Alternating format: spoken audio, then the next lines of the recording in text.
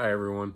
I just want to take a couple minutes to talk a little bit about manufactured spending and how I use it as one of my main hack habits to earn a lot of points and miles for my travel hacking, just to allow our family to travel pretty cheaply, if not free. Um, Either take longer vacations, take more luxurious vacations, either at nicer hotels, um, lie flat business class seats, just any way that we can redeem and use those miles and points for a little bit more comfortable vacation or a more enjoyable vacation for us. So, manufactured spending would definitely be on the higher end of the hack habit scale. It's going to be a little bit harder. It's going to be a little bit more complex. It's going to be a little bit more of a chore or effort in order to really use it to your effectiveness and to earn a lot of miles and points. Um, Essentially, what manufactured spending is kind of what it sounds like. You're manufacturing spending on your credit cards. You're doing that without actually spending much money at all. It's definitely one of the more taboo things not talked a lot about because it's not exactly welcomed by the credit card companies.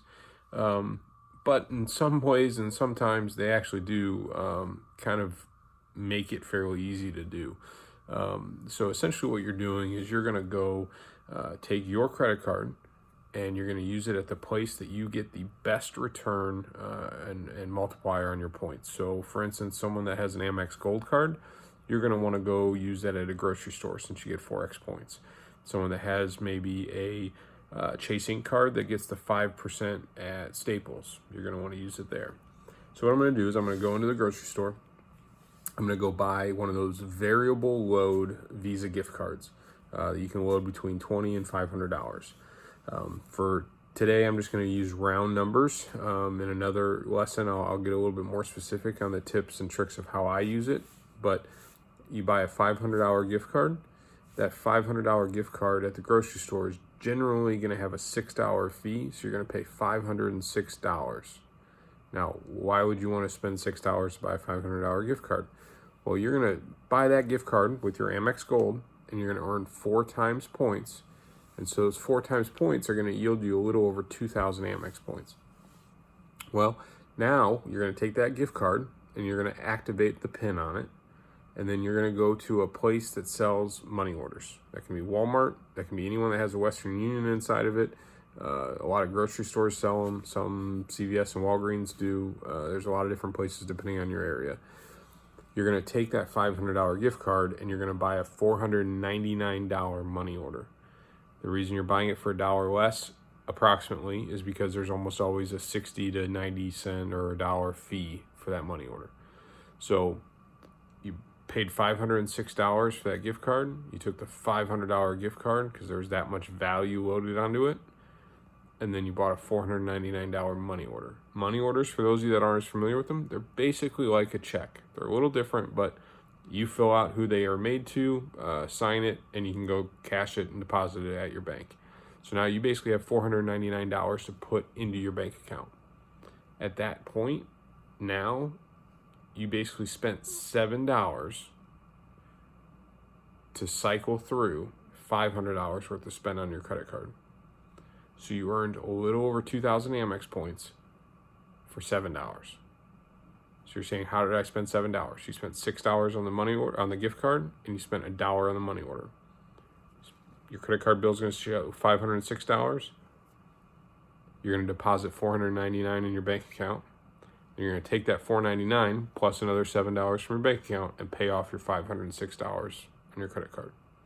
That's one cycle.